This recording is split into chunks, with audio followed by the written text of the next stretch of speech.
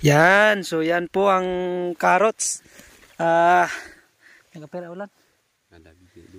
So itong carrots po na nakikita nyo mga kagwapo ay mahigit 2 buwan na po. So siguro mga 1 buwan i-harvest na po ito. So nag-start na po siya yung ano niya. Tingnan natin. So ayan. Malapit na. So maybe mahigit 1 buwan meron na. So maganda at nandito tayo ngayon nang sa ganun mapag-usapan natin yung kitaan at paano ang pagkakarots. So tingnan po natin. So andito po tayo mga kagwapo sa probinsya ng North Cotabato, kung saan ay dito tayo sa isang malamig na part. So kung saan karaniwang tinatanim dito ay mga gulay, particular na po dito ang carrots, patatas, repolyo at iba-iba pang mga gulay na kung saan ay nabubuhay lamang sa mga malamig na lugar. So dahil dito po tayo sa isa din sa malamig na lugar ng probinsya ng North Cotabato. So itong carrots po ito ngayon ay isa sa ating i-featured kung paano ba ang kitaan dito at paano ba talaga itong pagkakarots. So ayan, so as you can see, yung nakikita po natin na carrots mahigit 1 buwan na po. Siguro mga 1 buwan baka ma-harvest na din yan. So doon po sa kabila, i-check natin, medyo madamo pero yung sa kabila ay pwede na po i-harvest. So titingnan po natin yung sample at yung step by step kung paano ba itong pagkakarots. At saka tingnan din natin ang kitaan dito kung pwede ba natin siyang i-recommenda sa inyo lahat. So let's see. So dito po sa kabila mahigit mahigit 1 buwan din doon sa kabila, kaka-harvest lang yung madamo. So mapapansin nyo mga kagwapo, madamo, kakatapos lang nito mag-harvest kaya madamo, pero may mga natira pa naman. So titingnan natin yung sample. So halika nga bro, so pakita natin yung sample. Hanapan mo ng yung sample na ito, kasi mga kagwapo itong nakikita natin ito yung kakatapos lang mag-harvest. So mahigit 3 buwan na po ito. Kaya hinarvest na to. So titingnan natin yung sample. Hanap tayo ng kasi kaka-harvest lang po ito. Yan. So ito po yung sample mga kagwapo. Ayan. So quality. Yan po yung sample ng ating maliliit pa po ito kasi yung malalaki hinarvest na. So itong natira dito na kinuha nating sample ito yung mga natira lamang. So quality pa naman pero hindi siya ganun kalaki sa first crop. Meron kasi tayong first crop at saka second crop. So first crop, lahat ng malalaki tatanggalin. So itong mga natira ay pwede pa naman quality pero hindi na siya ganun sa first crop natin na sobrang lalaki. So by the way, if i-featured natin yung first crop para makita nyo kung gano'n talaga kalaki yung mga carrots natin dito. So ayan mga kagwapo. So medyo malawak-lawak din ito dahil hanggang doon. So nakapag-harvest sila dito ng mahigit 30 sacks. So medyo malaki-laki na din ang kitaan. Can you imagine, dahil malaki ang presyo ngayon dahil tag-init nga ngayon. Medyo mahirap yung paghanap ng gulay. Ito yung advantage po pag tag-init yung panahon. Bihira lang po mahanap yung mga supply ng gulay kasi nga hindi nabubuhay yung mga gulay natin sa mainit na lugar. So particular lang po ito mahanap sa mga malalamig na lugar pag ganitong tag-init na hindi tag-ulan. So makita nyo po malawak po yung hinarbisan nila. So mahigit 30 sacks po yung na-harvest dyan. So can you estimate po yung kitaan dito? Sabi po ng kapatid ko din po yung may-ari nito, itong carrots na featured natin. Sabi po niya nasa 40 po yung kilo ngayon. Dito na po yun mismo sa farm kukunin yung 40 per kilo. So class A po yun, dahil mayroon po tayong class A, class B, class C. So 30 plus yung class B, tapos 20 plus yung class C. Pero dito po sa aming probinsya, bihira lang po yung ano dito, class A. Class A mostly yung carrots dito.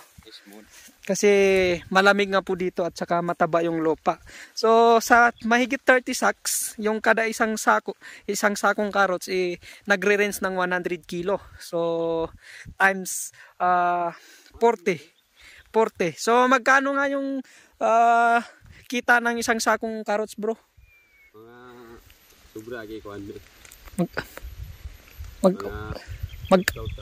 So nasa almost 6,000 po yung kita ng ano, isang sako kasi nagre-range siya ng 100 kilo. So can you imagine, pagpalagay natin 30 sacks yung nakuha dito times 6,000. So sobrang laki po ng kita. But for the information of everybody, sa mga mahal nating magsasaka, so sila po ay gumasto lang dito ng hindi umabot ng 10,000. So ganun po. So talagang may kitaan sa basta marunong ka lang at masipag sa pagpa-farm. So balikan po natin yung proseso ng pagkakarots. So let's see. Hello mga kagwapo. So yun, may natin natin yung konting discussion regarding sa kitaan, but we are underestimating lang yung kitaan nila dito kasi kapatid ko yung may-ari dito. So yun nga, balikan natin. Sabi niya nasa 40 daw yung kilo ng class A. So itong nakikita na natin na carrots class A na po ito.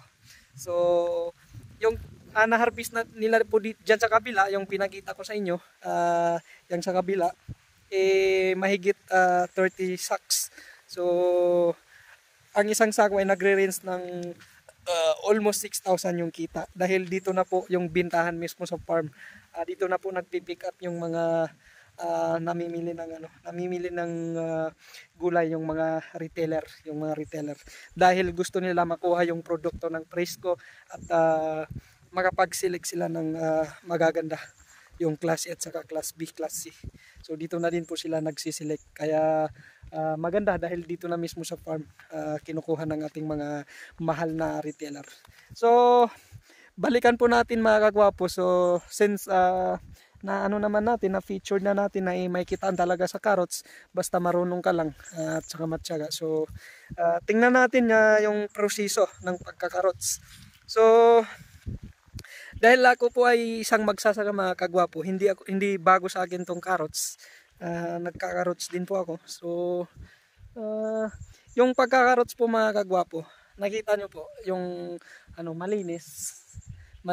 Yung naharbisan madamo kasi siyempre inarbisan na yan. So itong mahigit isang buwan malinis po yan, dahil pag hindi po yan malinis mga kagwapo, hindi mamumunga, hindi malalaki yung ng carrots, maliliit. So usually parang fingerlings lang siya pag madamo. So yun po ang disadvantage pag hindi siya malinis. So kailangan mo magbayad ng nagdadamo. So may investment pa rin. So regarding po sa unahin natin step by step yung proseso ng pagkakarots mga kagwapo. Bali kailangan po araruhin yung lupa. So kung wala kang traktor, kailangan araruhin, pero hindi naman gaano kalawak yung pagkakarot. So no need na natin ng traktor. Mas maganda yung makakalis tayo kung papaararo natin. Kung wala ka namang araro o kalabaw, so pwede ka naman magsuhol. Magkano lang? Magsuhol ka lang 500 or 1,000 isang araw. So that almost magkukos lang yan ng mga 2,000. Kasi 2 bisis, 3 bisis po yan irararo para mapulverize yung lupa. So tingnan po natin yung lupa. Yan. So napaka-pulverize. So napaka-pulverize po, kaya depende din po yan sa kung gaano po ka-pulverize yung lupa natin, ganun din po kalalaki yung carrots natin. So pag yung pag hindi po siya pulverize, so talagang hindi mamumunga po maliliit po yung ating carrots. So that's the first step po mga kagwapo. So regarding naman po sa pagtatanim, so sprouted po mga kagwapo. So maliliit lang po yan na liso mga kagwapo, parang malalaki pa yung liso ng sili. So sprouted po. After po natin ma-pulverize yung lupa, so i-sprout po natin yan mga kagwapo, sprouted. Sasaboy natin. Then after 7 days tutubo na po. Then that almost 1 month, din magpapadamo ka na po mga kagwapo. So after mo po magpadamo, so yun na po, mahigit 1 buwan din, hintay-hintay ka na lang ng 1 buwan, mga 11 buwan, then harvest na po, dahil mahigit 3 buwan po yung ating carrots mga kagwapo. So ayan po, na mayroon na po tayong kunting discussion. So by the way, sa susunod po ipapakita na natin sa video kung paano natin talaga ginagawa, kasi may may land po tayo na ngayon na pina-prepare para sa second batch na pagtatanim ng carrots. Dahil hindi pa po tayo ngayon magtatanim dahil mahigit 1 buwan na hindi na umulan. So hindi kasi irrigated tong area, hindi irrigated. That's the disadvantage po pag hindi irrigated yung land preparation mo. So ipapakita natin kung paano talaga ginagawa step by step. So at least we have an idea na nakita natin na talagang malaki ang kita sa carrots mga kagwapo. So let's see mga kagwapo, kung ikaw talaga ay masipag na magsasaka, isang masipag na vegetable grower. So talagang maihinahan nyo ka, dahil talagang may kita nga pala pag marunong ka lang mag-investment. So this is all about investment din po mga kagwapo.